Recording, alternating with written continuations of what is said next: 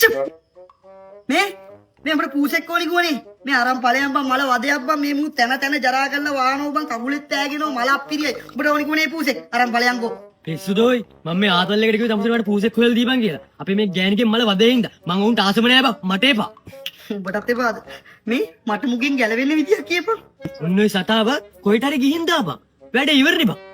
අඩෝනි ඉඳන් අද තෝ ඉවරයි.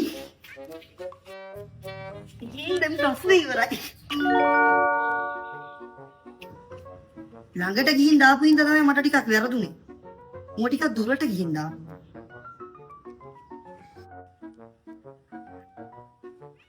නෑ ඉවරයි.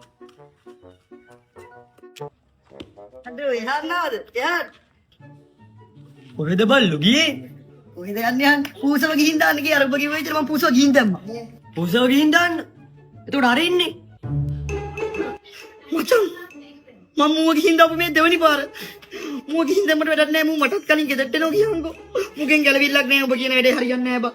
යකෝ ටිකක් දුරකට ගිහින් දාපන් අරුව.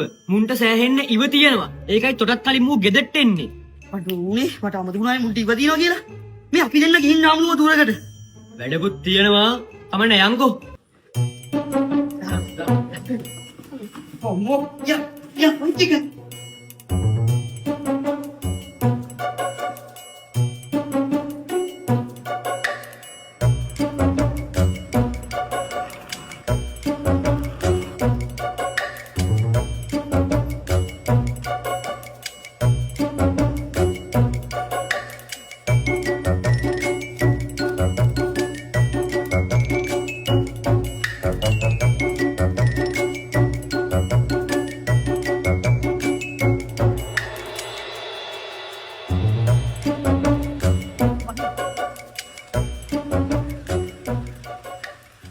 බලවන් ඔගේ ගොන් අදහසින් මේ වැස්සෙන් දෙවෙන්න වෙන්නේ සි.